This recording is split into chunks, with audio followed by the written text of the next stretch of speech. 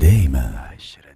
مدام رجاء حلواني باعتبارك ممثلة على المنظمة الدولية للتقرير عن ديمقراطية، يعطينا فكرة على الدورة التكوينية هذه وعلى العمل اللي نتاعكم فيها. الدورة التكوينية هذه مخصصة لصحفي ومقدمي إذاعة صفاقس، والهدف منها هو تقديم محتوى القانون الانتخابي ومعناتها وبالتحديد الفصول اللي تخص الانتخابات البلدية اللي قادمة عليها إن شاء الله البلاد في مارس 2018. الدورة هذه يقوم بها الأستاذ الخبير في الشأن الانتخابي سي بسام كراي. الهدف هو انه الساده الصحفيين والاعلاميين معناتها يتمكنوا من محتوى القانون الانتخابي باعتبارهم خاصه بالنسبه لراديو صفاقس اللي هي اذاعه محليه، هما اللي باش يقوموا بتقديم المعلومه للمواطن وبتبسيطها، ولذا معناتها نعتبروا لتكوين الصحفيين وتمكينهم من محتوى القانون الانتخابي معناتها شيء مهم باش يعاونهم في تخطيطهم للمسار الانتخابي والحمله الانتخابيه ولتبسيط المعلومه للمواطن بصفه عامه. شنو هي الحاجه المميزه للمنظمه هذه؟ شنو تشتغل بالضبط؟ المنظمه من 2011 تشتغل على دعم المسار الديمقراطي. بدينا بدعم المجلس التأسيسي في صياغة الدستور وجملة من القوانين. نشتغل كثيرا على الشأن الانتخابي بدعم الإعلام، دعم المجتمع المدني اللي يشتغل على مراقبة الانتخابات. خصوصية المنظمة هو أنها تعمل دعم تقني، معناتها تحط على ذمة سي بارتنير شركائها الخبرات اللازمة والكفءة لدعم قدراتهم الذاتية في ممارسة عمل. دونك هذا اللي تتميز به المنظمة بصفة عامة. بسام الكراي اليوم في الدورة هذه الإعلامية اللي فيها تعليمية للعساق، شنو باش تنجموا تقدموا لهم؟ باش نقدموا لهم بسط على القانون الانتخابي بتفاصيله المتعددة، فترة التقييم، فترة تسجيل الناخبين، كل ما يتعلق بالحملة الانتخابية والاقتراع والنتائج. هو في إطار تدريب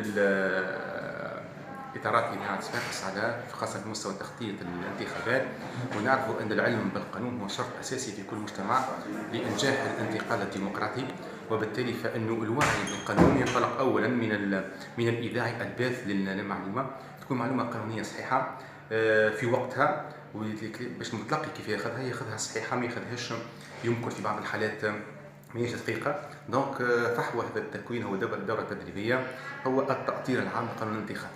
فما فرق بين الانتخابات قبل والانتخابات توا في القانون مثلا تغير شويه؟ بطبيعة الحال في قانون 2014 وتم تعديله في 2017، لأنه 2014 يطبق على الانتخابات التشريعية، هذه في الانتخابات البلدية هناك خصوصيات سيتم التطرق إليها، الخصوصيات لبيان وكذلك أنه في تعامل الإذاعي مع القانون باش نوضحوا القانون شنو هو، كيفاش هو ينجم حتى كي يكون عنده ضيف سياسي ولا ضيف من المترشحين في إطار الحملة ولا اللي هي يوجه الأسئلة نتاعو بحسب ما هو جديد في قانون 2017 والمقارنة مع 2014. Bonjour, je m'appelle Adam Stuprekowski, je suis directeur pays de Democracy Reporting International, DRI.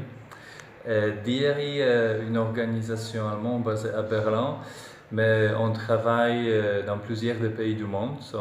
On était une des premières organisations qui sont venues ici après la Révolution. Et depuis, DRI est impliqué dans le processus, l'appui au processus constitutionnel, en travaillant avec l'Assemblée constituante, aussi avec les sociétés civiles, les universitaires. Et on continue ce travail, on s'occupe maintenant, on se focalise sur mise en œuvre de la Constitution, on travaille dans certains axes qui sont très importants pour assurer que les dispositions constitutionnelles seront vraiment appliquées. Aujourd'hui, on organise une formation pour les journalistes sur le cadre juridique des élections. Ça, c'est un des sujets qui nous intéresse beaucoup. On a été impliqué dans l'élaboration, l'appui à l'élaboration de la loi électorale. Et maintenant, vu des élections municipales qui approchent, on est en train d'organiser des formations parmi les autres pour les journalistes pour assurer qu'ils ont des connaissances des cadres juridiques, ils comprennent les cadres juridiques des élections. Ça, c'est très important pour assurer que le travail des journalistes est de bonne qualité technique.